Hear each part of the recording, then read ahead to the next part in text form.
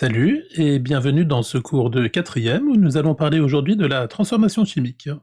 C'est parti! Et pour commencer, deux remarques. Une première remarque concernant le vocabulaire. Eh bien, nous allons parler de la transformation chimique. Donc la transformation chimique, c'est un phénomène qui se produit, c'est le phénomène réel. Et puis, quand on veut décrire ce phénomène réel, on va le décrire en le simplifiant et en essayant de le modéliser, donc la notion de modèle que nous avons déjà vue pour l'atome. Eh bien, à ce moment-là, on parle de réaction chimique. Donc la transformation chimique, c'est ce qui se passe en réalité, et la réaction chimique, c'est la manière dont on va le présenter et l'expliquer au travers d'un modèle. Donc très souvent, nous allons confondre les termes transformation et réaction chimique. La deuxième remarque concerne l'écriture. Dans le cours, le mot transformation chimique ou chimie, en général, va être écrit un très grand nombre de fois. Donc pour ça, on va utiliser une abréviation, la lettre T pour transformation, et la lettre Chi de l'alphabet grec, qui s'écrit comme une sorte de vague avec une barre oblique, donc ça ressemble un peu à un X, mais les deux moitiés ne sont pas identiques. Donc lettre grecque Chi, et donc T Chi, ça voudrait dire transformation chimique. Cette remarque étant faite, nous allons pouvoir commencer le cours. Donc pour cela, nous allons commencer par donner des exemples. Et la première famille de transformations chimiques que nous allons aborder, c'est la famille des combustions. Donc voici trois exemples. Une photo A, où nous voyons un incendie de forêt. Et on peut se poser la question, le bois brûle-t-il tout seul? Quelles sont les conditions nécessaires pour que le bois brûle? Et est-ce qu'il brûle en étant seul, ou est-ce qu'il faut d'autres choses pour que ça ait lieu? Ensuite, le B, une flamme de bougie que nous voyons ici, et on peut se poser la question, qu'est-ce qui brûle quand on voit cette flamme de bougie? On va voir que la réponse n'est pas si évidente que cela. Et enfin, le C, nous voyons ici une personne qui est en train d'utiliser un appareil de type ponceuse ou disqueuse sur une partie métallique, et nous voyons ici des étincelles. Alors est-ce que ça voudrait dire qu'un métal est capable de brûler? Donc nous avons un certain nombre de questions, et nous allons voir en quoi il y a des transformations chimiques qui apparaissent ici. On va voir quels sont les acteurs. Alors, les acteurs de la transformation chimique, c'est ce qu'on appelle les réactifs. Et puis on va voir dans le cadre de la combustion, à la fois quels sont les acteurs, mais aussi quelles sont les conditions nécessaires, les facteurs environnementaux, les facteurs physiques, qui sont nécessaires pour que la combustion puisse avoir lieu. Revenons un instant sur la première image concernant l'incendie, et on peut se poser la question, comment faire pour arrêter un incendie?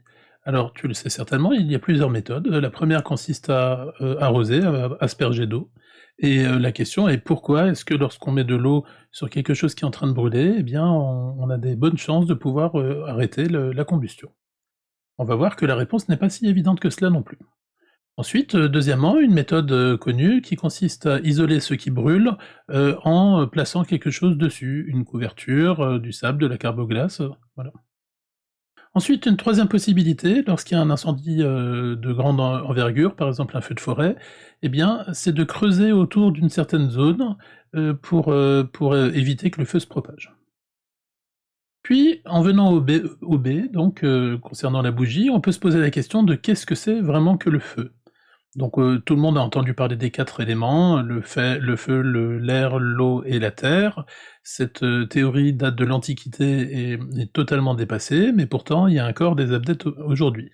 Donc on essaiera d'expliquer ce que c'est que le feu et en quoi c'est différent par exemple de l'air ou de l'eau. On sait que dans le langage, de tous les jours, on a des expressions du type, «Le feu se nourrit, de ceci ou de cela» ou bien «Le feu dévore, les objets», et donc c'est des expressions imagées, mais nous allons voir que du point de vue de la chimie, c'est des expressions qui n'ont absolument aucun sens. Enfin, au C, nous allons voir quelles sont les matières qui sont capables de brûler, et comment il faut que ces matières se présentent et combien faut-il de matières différentes. Alors après ce premier exemple de combustion, nous allons voir un second exemple, le petit b, et ici il s'agit, d'une pile. Donc à gauche, dans l'image de gauche, on a, la pile, avant la transformation chimique. Donc en fait pour obtenir ça, eh bien il suffit de prendre une pile plate, 4,5 volts, et puis de l'ouvrir, d'enlever l'enveloppe plastique, et puis, ou bien en carton, et puis à l'intérieur on trouve ceci. Donc en fait on trouve, 3 piles, rondes, cylindriques, qui sont reliées les unes aux autres, Et dans l'image de gauche, la pile est neuve et puis, après transformation chimique, c'est-à-dire qu'une fois qu'on a utilisé la pile pendant un certain temps, eh bien, on voit qu'il y a une dégradation importante, des métaux qui constituent la surface, en tout cas, et donc, il s'est passé quelque chose. Alors ça peut te paraître bizarre parce que dans une pile, on se dit que, ben, il y a de l'électricité, mais en fait, c'est ce qu'on appelle une transformation électrochimique. C'est-à-dire que c'est une transformation chimique qui va, être capable de produire de l'électricité dans un circuit électrique fermé. Fermé, ça veut dire qu'il n'y a que des matières qui sont des conducteurs. Alors pour bien comprendre, ceci, il faudra attendre la classe de troisième où on étudiera en détail le fonctionnement des piles. Un dernier exemple de transformation chimique, eh bien, c'est la formation de la rouille. Donc ici, nous avons un maillon de chaîne, et puis au départ, c'était du fer ou plus ou moins un composé à partir de fer, qu'on appelle de l'acier, ce qu'on appelle un alliage, qui contient beaucoup de fer.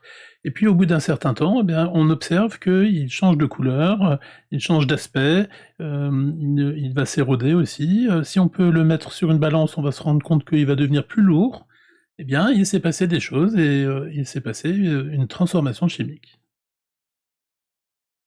Il est bien clair que la combustion du bois ou bien la formation de la rouille sur, de l'acier, ce sont des transformations chimiques qui sont extrêmement différentes. Mais dans tous les cas, eh bien, il y a une interaction qui se produit entre différentes substances chimiques qui vont réagir entre elles et pour donner des nouvelles choses qui vont apparaître et puis nous verrons aussi qu'il y a des les substances de départ qui sont susceptibles de disparaître. Eh bien, c'est ce que nous allons voir maintenant en définissant la transformation chimique. Donc une transformation chimique est un phénomène au cours duquel des substances chimiques disparaissent. Ces substances chimiques qui disparaissent, on les appellera les réactifs. Et puis de nouvelles substances chimiques apparaissent, c'est ce qu'on appellera les produits de la réaction. Alors c'est pour ça que je n'utilise jamais l'expression de produit chimique, qui est une expression de la vie courante, parce qu'il risque d'y avoir une confusion avec les produits de la réaction qui sont les substances que l'on obtient à la fin de la transformation chimique. Donc cette transformation chimique, c'est ce qu'on appelle une transformation de la matière. Les réactifs, eh bien ce sont les substances qui sont présentes au début de la transformation chimique. Elles vont réagir les unes avec les autres, et puis au fur et à mesure de la réaction chimique, elles vont disparaître. Alors, il y a 2 cas de figure possibles. Imaginons par exemple que nous avons, 2 réactifs en présence. Eh bien, soit ils sont dans les bonnes quantités, et à ce moment-là, ils vont disparaître au fur et à mesure, l'un et l'autre, jusqu'à temps qu'ils aient tous les 2 entièrement disparu. Ou bien, il y en a un qui est en petite quantité et l'autre qui est en quantité, plus importante, et on va dire que le premier est en défaut et le deuxième est en excès, et à ce moment-là, la transformation chimique va s'arrêter quand le réactif en défaut va disparaître entièrement. Alors pour bien comprendre, on peut comparer à ce qui se passe quand on fait une recette de cuisine. Imaginons que tu fasses, un gâteau, eh bien pour un gâteau, tu as besoin d'ingrédients. Donc les ingrédients, ça sera les réactifs de la transformation chimique. Eh bien, si tu suis la recette, c'est ce qu'on appelle le mode opératoire dans une transformation chimique, si tu suis bien la recette, tu sais que tu as besoin, des ingrédients de départ dans une certaine proportion. Donc il te faut des certaines quantités. Par exemple, je sais pas, pour, 100 grammes de farine, il va falloir, 2 œufs et puis, 50 grammes de beurre, par exemple, pour faire de la pâte. Eh bien, si tu as les bonnes proportions, eh bien, tu vas mélanger tous tes réactifs, tous tes ingrédients, et puis à l'arrivée, tu obtiendras uniquement du gâteau, le produit de la réaction, et il ne te restera aucun ingrédient. Tu auras utilisé entièrement la farine, les œufs, le beurre. Eh bien, on appelle ça des proportions stoichiométriques. C'est ce qui est marqué ici en bas. Alors c'est un mot un peu barbare, mais ça veut juste dire que les proportions des différents réactifs sont les bonnes et qu'on va les utiliser intégralement, entièrement, que tous les réactifs vont disparaître. Maintenant, imaginons que pour ta recette, tu as 100 grammes de farine, 50 grammes de beurre, et puis tu as 6 œufs, et tu vas en utiliser que 2.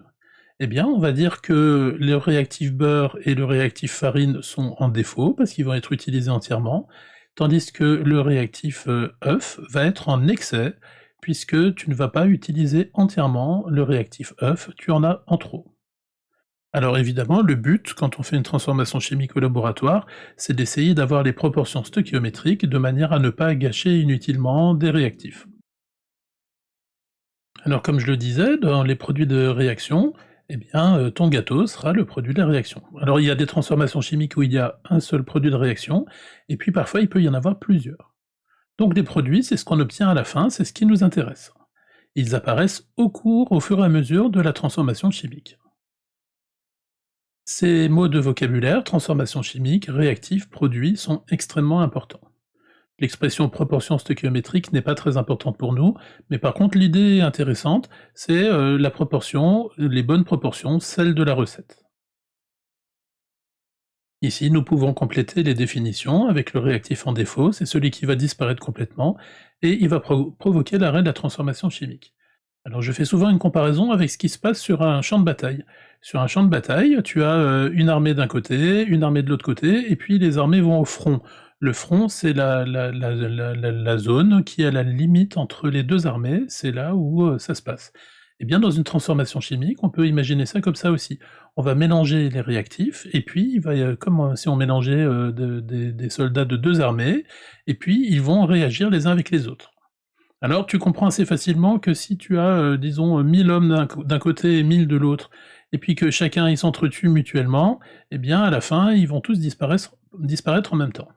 Mais par contre, si tu as 1000 hommes d'un côté et 10 000 de l'autre côté, eh bien on peut imaginer que quand les 1000 hommes seront, morts d'un côté, eh bien il en restera encore beaucoup de l'autre côté, et ben ils vont s'arrêter de faire la guerre, ils vont pas continuer à batailler tout seuls alors qu'ils n'ont plus d'ennemis.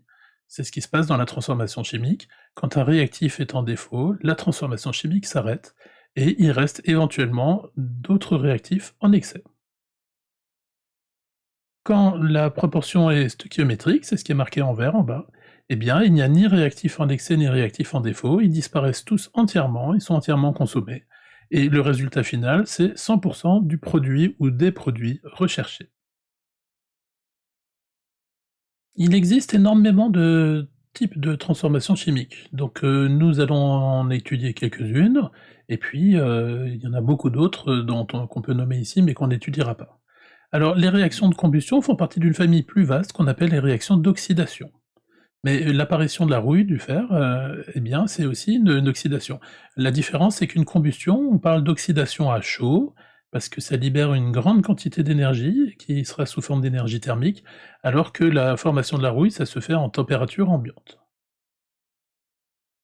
Tu peux observer assez facilement, des oxydations avec, des matières organiques. Par exemple, si tu prends une pomme et que tu mords dedans, ou bien si tu as, de la mayonnaise fait maison et que tu la laisses, dans une tasse, à l'air libre pendant quelques heures, eh bien tu vas les voir, brunir et puis éventuellement, une croûte va se former dessus, c'est une réaction d'oxydation. Au passage, si tu prends, une mayonnaise industrielle que tu mets, dans une assiette, eh bien cette, transformation chimique d'oxydation va avoir lieu beaucoup plus lentement qu'avec une mayonnaise fait maison. La raison est simple, c'est que les industriels qui fabriquent cette mayonnaise vont rajouter des substances qu'on appelle des antioxydants, justement pour éviter que leur produit, ne se détériore trop rapidement.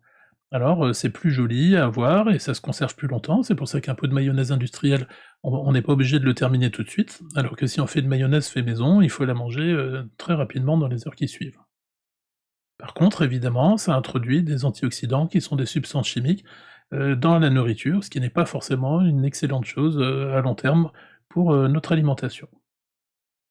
Ensuite, un deuxième type de transformation chimique, c'est, les réactions qui ont lieu entre des acides ou des bases, qui sont des substances chimiques, liquides, généralement à base d'eau, et qui vont, être capables d'attaquer un métal. Alors ça, c'est quelque chose qu'on verra en classe de troisième. Quand on va dans, l'extraction des métaux, dans une mine, ça peut être des procédés mécaniques, mais une fois qu'on a extrait le minerai, il va falloir sortir le métal des composés chimiques qui sont avec lui. Hein. Alors ces opérations, sont des transformations chimiques, c'est l'industrie de la métallurgie. Donc pour obtenir l'aluminium, c'est la luminothermie, pour obtenir le fer, c'est la sidérurgie, et ainsi de suite.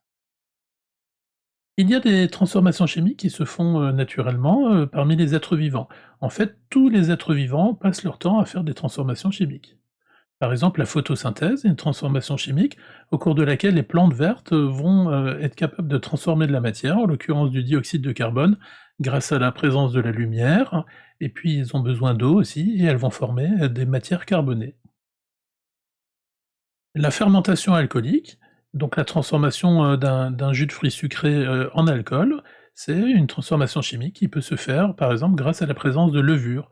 Les levures font partie de la famille des champignons, donc là aussi, il y a une intervention, d'êtres vivants. De manière générale, un organisme vivant, comme par exemple un humain, il va y avoir énormément de transformations chimiques qui vont s'opérer, dans l'organisme. La digestion, qui consiste à absorber, la nourriture. La respiration, qui a une transformation chimique qui se passe au niveau de chaque cellule du corps, qui va utiliser le dioxygène qui est présent dans l'air. La contraction musculaire, toutes ces choses-là sont des transformations chimiques.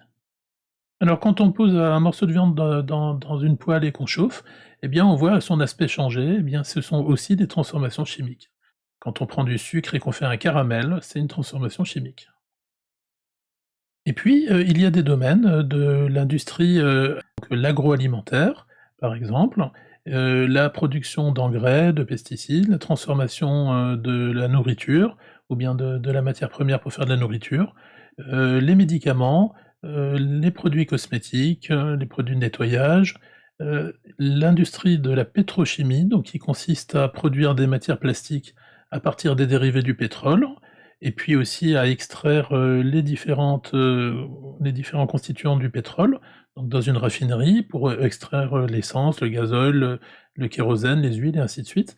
Eh bien tout ça, ce sont des transformations chimiques, hein, qui se font dans l'industrie.